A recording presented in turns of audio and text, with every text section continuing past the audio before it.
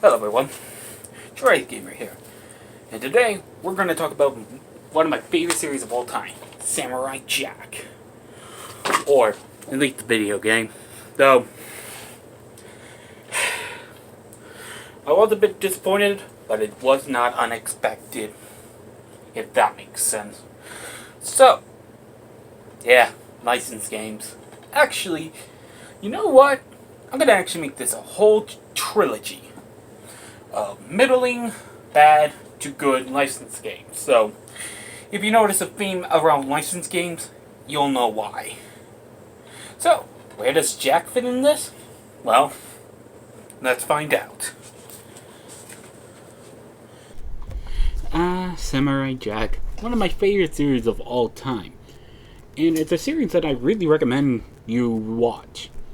Which kind of makes it hard for me to talk about the show for a moment, since, well, you know, I want you to watch it while at the same time I need to talk about the game. So, yeah. So I found a good compromise. So I'm just gonna let Mako voice literally tell you what the show's about. Since it does it way better than I could. If you think that sounds cool, go ahead and watch the show on Adult Swim. Yeah, it's free on there, so go on and have some fun watching it. Hell, the final season's on it too, and if you want my opinion on the final season, that's the ending, right? I mean, I didn't like the ending, but it's more of a me thing than anything. I think it's a done well ending, but okay, spoilers, right? In any case, we're talking about the PS2 version, though I am using footage from Mutch, I still don't know his name, which he used the GameCube version, which it doesn't really matter. Both versions are very the same, and could explain why about something later, which I'll get into in a moment. So, yeah, be in mind of that. And if you're wondering why I don't use my own footage, for some strange reason, it would have some graphical issues with me, and I don't particularly know why. So, yeah, just be aware of that. So we begin with a cutscene that's very similar to the style of the show, as Jack is climbing the mountain. For some reason. As he's about to fall, then a strange, weird creature helps him and warns him that Aku's forces are nearby, and so yeah, he decides to handle that.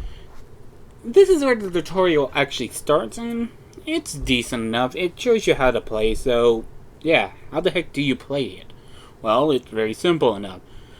Attack with the X and circle button, which one's a normal and the other one's heavy. You can't mix slightly. I know this is a little odd, but I'll get into that in a moment.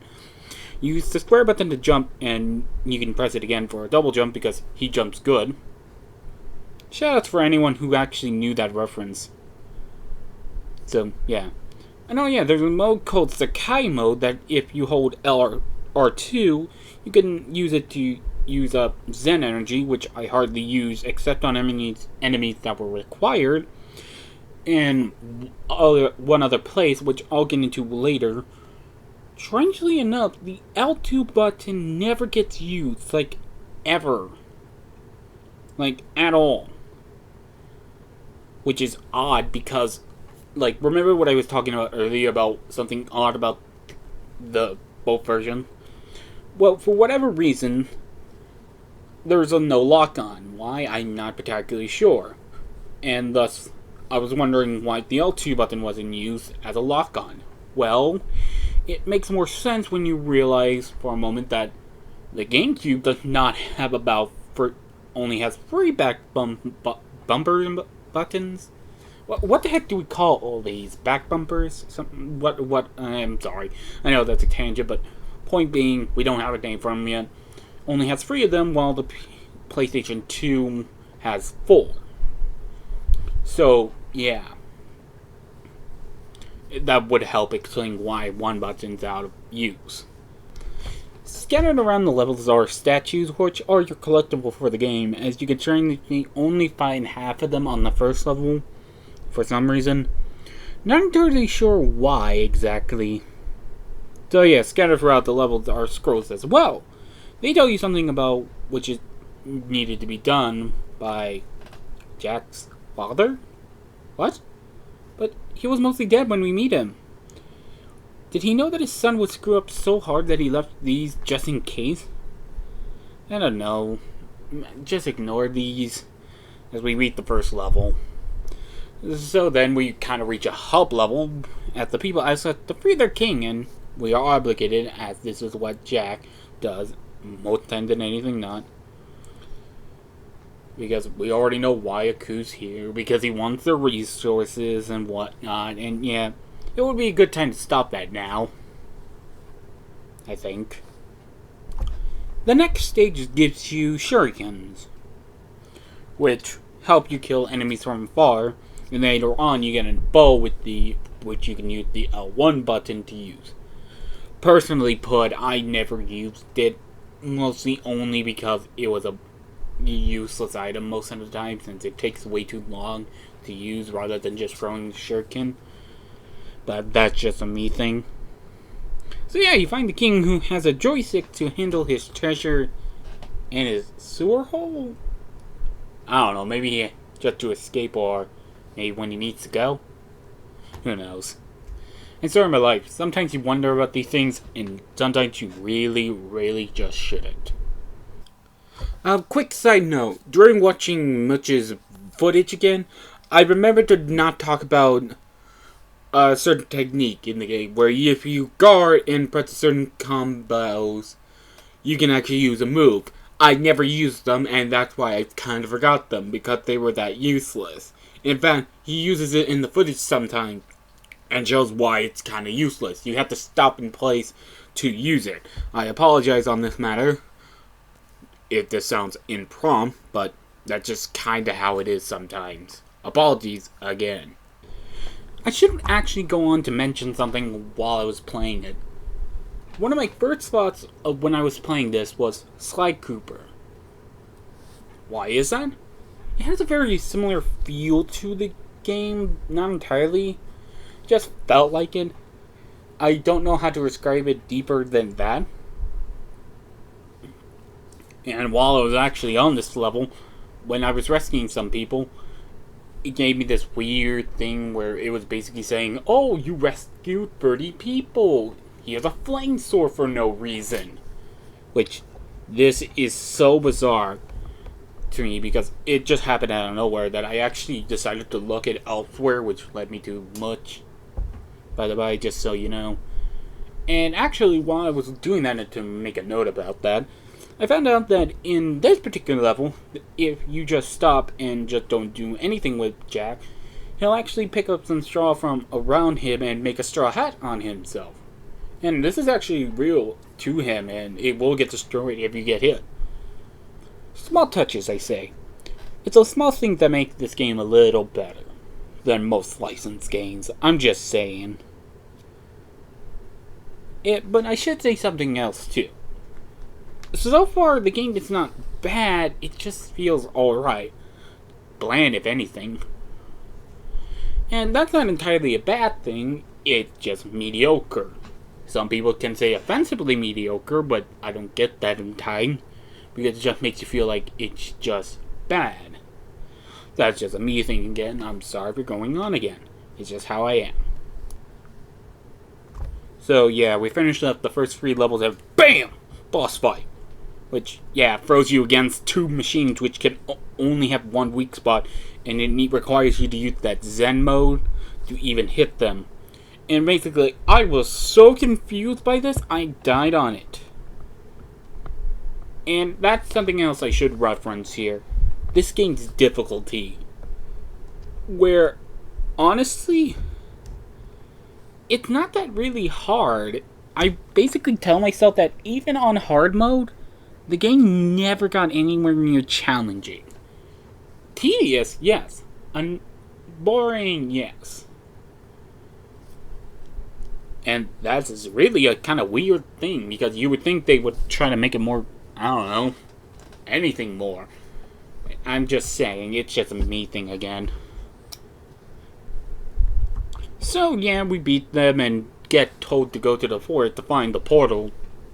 Which, yeah, I know, right? And then we meet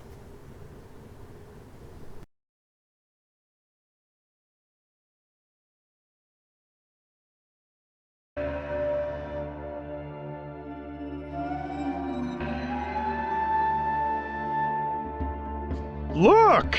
It's a warrior! A great warrior! Will he eat us? He looks nice. Excuse me. I am looking for the tree spirit. Is he your leader? He used to be. Now he just hides in his tree. While Aku's robots burn the forest. I'm scared. We need a new leader. Be our leader. Yay! I am no leader. I am merely a humble samurai. Oh! But perhaps I can help you, if you help me to find the tree spirit.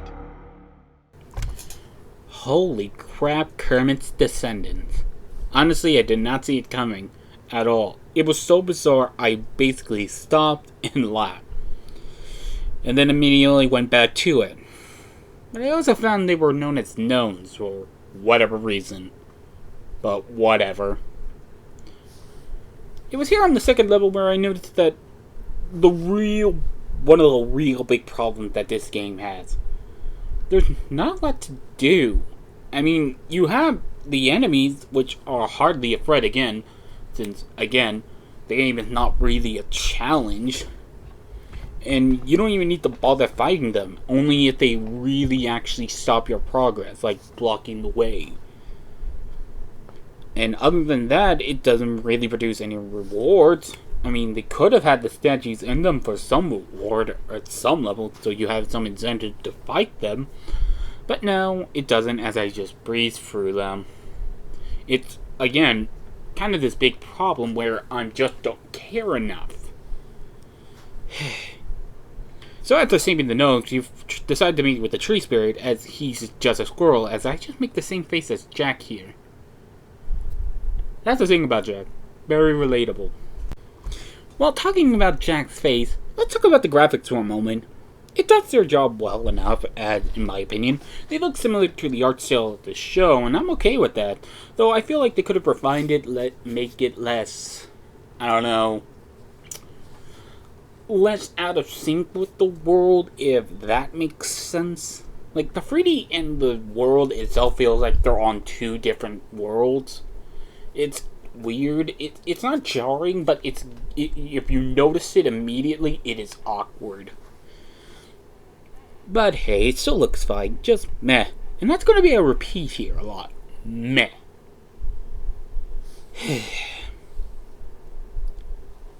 So we go back to the hub and I meet the boss. It looks pretty easy, again. You just needed to taunt it to hit the wall. And it summons minions, but again, not a real challenge. Just another meh. So I beat it, and the music was still playing the same song, which is odd since usually the media changes the song to fit the mood, like Victorious or something, but no, Saint. Actually, going on the music, to me it was really repetitive to my ears, that I just kind of tuned it out at some time for not caring for it at all. Which is kind of a good and bad thing. Let me explain. Since it does its job, it's not getting in the way of the thing, but it's bad also that it does nothing to me to help me remember the scene better. Like saying, like, you remember that scene in Devil May Cry 3. I mean, like, it was an awesome, badass scene. You remember it because it was awesome. But, point being, it had a lot of good things with it, too. You get my point. And the song was memorable to me because the scene was good. And also the music was good. But point being is, sometimes you need to really work on your music. But when I heard it again, I have this rule where I basically put music while I'm editing, while I do this. I found out that it's actually not that bad. It's actually pretty good. Very in style of the show. But oddly enough, I found out also the people who made this were the same people who actually did the show. Yeah, and that's going to come up later. I'm going to talk about that too. Which, that's always cool. I mean, them actually giving time and actually going out of their way to actually do it for the show, that's actually kind of neat. But I figured out why the music didn't really get to me. Because I felt less invested. and it caused me to be more out of it, meaning I didn't really care that much. Because again, meh. So we get told to go to the lava cave as we find out that Aku is digging around stuff so we need to find someone to help us. As I wonder, what is with this game's format? Since it felt haphazard, making the player feel as though we're just waiting for the plot to move rather than the plot moving. Okay, here's something else I noticed that was odd. Checkpoints. You see, if you die at one spot, you will be respawned at a checkpoint. But these checkpoints are all over the place. One can be right near each other, and and the other can be far apart. And it's so awkward. So sometimes I decided to just cheese some level design and just fall down. Since yes, you take fall damage, but you won't die from it. So be aware of that. And it kind of felt kind of cool trying to get away from the enemies a bit, since they were getting a nuisance too, since they actually do block my way sometimes. So, yeah. So yeah, we meet the guy, and Jack asks about the time portal, and then mentions that he wants to change time, which the archaeologist argues that he shouldn't. And I was about to go on a rant about these types of characters in any series who are more science than, existence itself. But then it's odd, as he said, he'll help him, which did get a laugh out of me. And, if anything, this actually did get some genuine laughs out of me, because it was just like, what the fuck? If anything. So, yeah. You're then forced through a level with the Undead Knight, which were enemies in the show, which I know that just saying it literally means nothing, as I just kept going. And again, felt really, really boring. Meh. So we drained the lava from the lava cave. It kind of feels like it actually shows changes in the level itself, which is always nice doing, because it actually shows connection to the level itself. Which, though this is the only one. So now you gotta fight the lava golem. No, not that one. As I wonder what is with this boss fight. As it's very overly long. You need to hit it a lot of times, or variable. Like, one time I need to hit it 4 times, then I need to hit it 3 times, or something. Let me explain.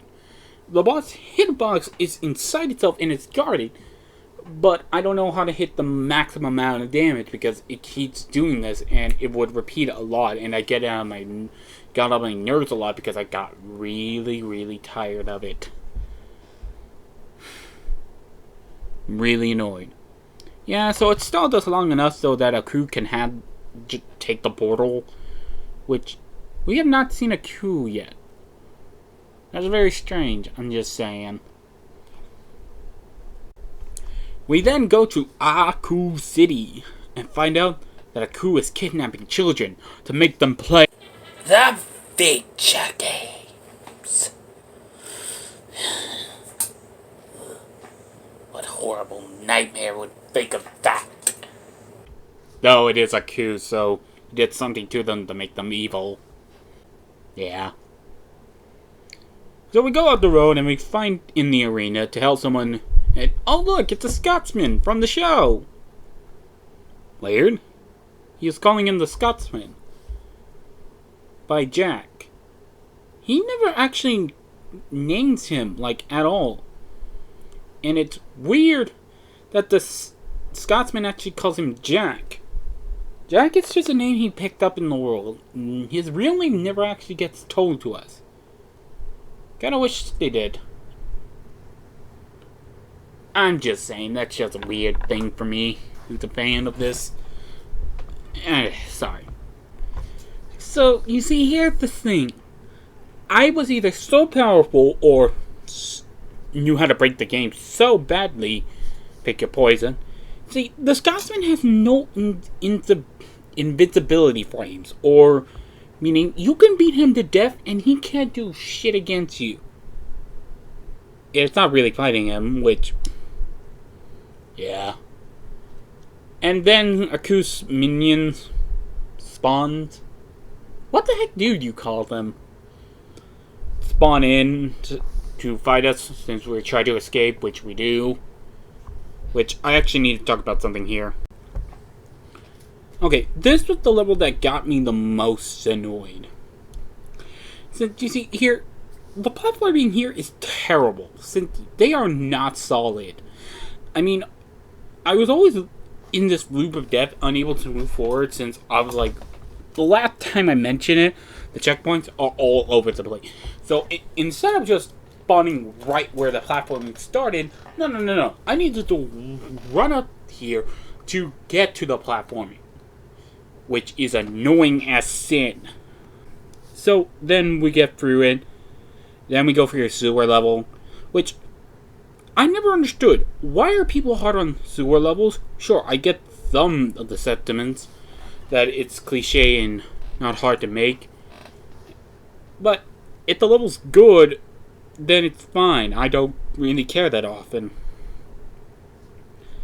So, yeah, it's fine. As we go through it, we find out that the guy who's there is a guy we know, who I am forgetting from where he is, which I think he's from the episode where Jack is in space. If I'm wrong, I'll remember that. Something. So yeah, after doing that, you're told to go to the clock tower, which is a science lab inside, as it was a mess to get inside, as I got more annoyed again for the platforming outside, as I kept dying and I had to do this whole platforming over and over again. One time I got so annoyed because the platforming can literally make you fall all the way back to the bottom, and it's it was almost where I decided to stop the review, but I did it somehow. And you see, here's something else I should mention. In the manual, in the test section, yeah, remember manuals, anyone? The game actually states, you should try to rescue all the kids in the city. So I decided, why the hell not? And when I rescued the last kid, I got the power of infinite Zen.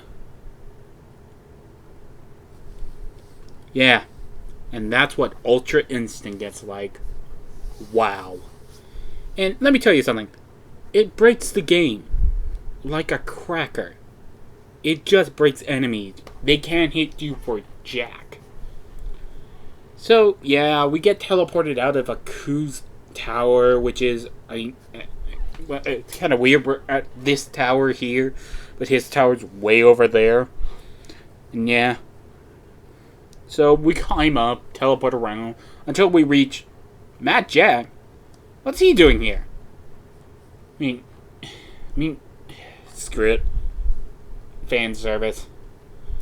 As we now must fight him, instead of reaching inner peace inside, we have to beat the shit out of him. Or at least the bots, so that he can have form again. And if you use Infinite Zen, he'll break him to nothing. So now we fall down into Aku's lair itself. As we get a funny moment as I realize, holy shit, that's actually Mako. You know, Aku's voice actor.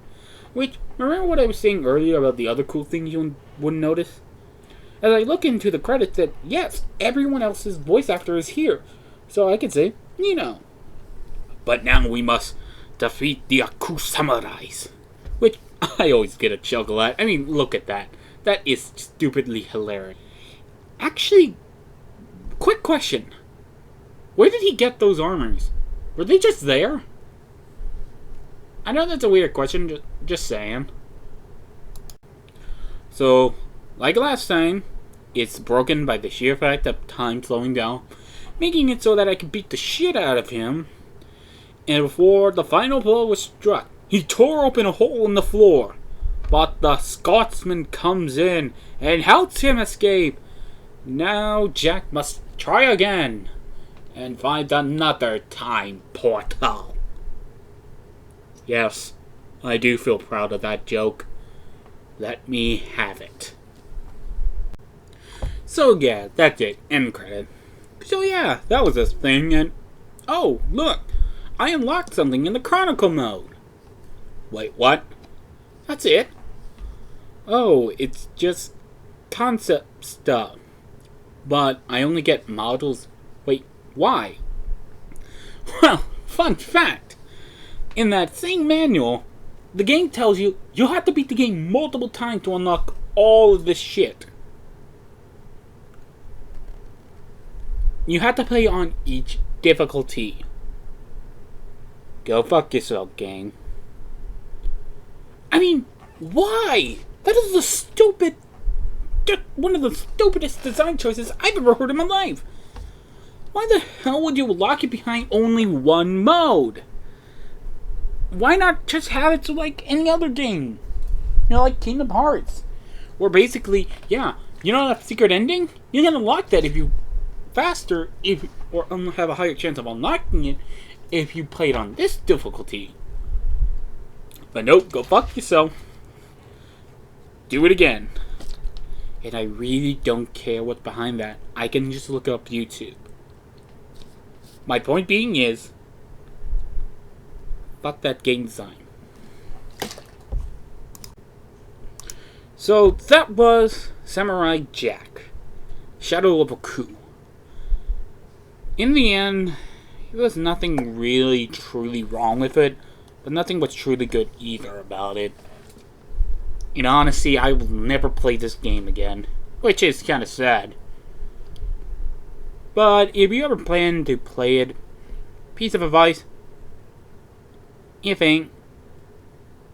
you ain't into it by the third level, get out and bail now, because you'll never enjoy it. So, yeah. Next time I plan on doing another licensed game. And it is by far the worst game I've ever played. Period. I also plan on doing a small review of Judgment, but that's a little while more because I need to finish up the script for it. But in any case, see you next time.